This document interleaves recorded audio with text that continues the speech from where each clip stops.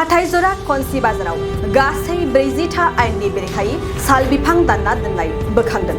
जोबोद सोमोनांथाव खौरां। फारसेथिं हाग्रा संरैखाथिनि थाखाय सरकारा गोख्रों खामानि मावबाय थानायखौ जों बयबो नुनो मोनगासिनो। नाथाय बेनि गेजेरावबोदि आयेननि बेरेखायै दंफां फोजोबस्रांनायाबो खम जायाखै। थारैनो जोबोद साननो गोनां बाथ्रा। बेबायदि हाबा मावनायाव सोरबा गिदिर गोलावफोरनि आखाइ दं नामा?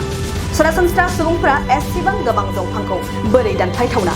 गसाइगाव महकुमानि सिङाव थानाय हाथाइजरा खनसि बाजाराव रायमाना western range green forest conservation joint forest staff central range Kusugaon लोगोसे सानफान रेन्जनि जथायै गोख्रों सिग्रोमनायाव गासै 40था आयेननि बेरेखायै साल बिफां दानना दोनखोमानाय गासै 2 लाखसो रांनि साल दंफां बोखांनो हादों।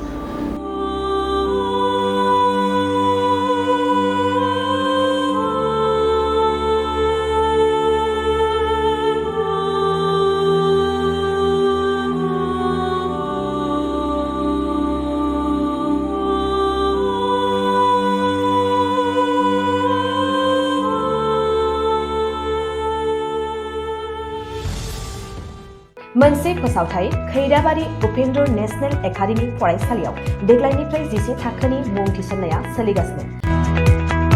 फरायसुला आरो फरायसुलिफ्रा थाखो 11आव मुं थिसननो गोनो गोथो जानानै दंब्ला एबा देग्लायनि मेट्रिक आनजादाव उथ्रिना गुबुन फरायसालिमाफोराव मुं थिसननायाव मानिबाफोर जेंना नुजाथिदोंब्ला नोंथांमोना जिंगा दासि।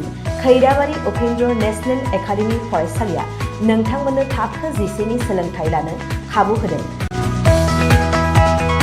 आरो बे फरायसालियाव दा मुं थिसननाया सोलिगासिनो दं। बे फरायसालिया उदालगुरि जिल्लायाव दं।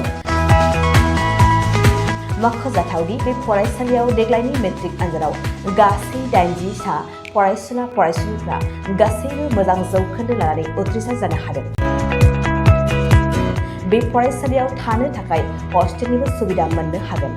गोबां मिन्थिनो थाखाय 6003576723 8486610047 आरो 9101511040 जानबुं अनजिमायाव जगाजग खालामनो हागोन।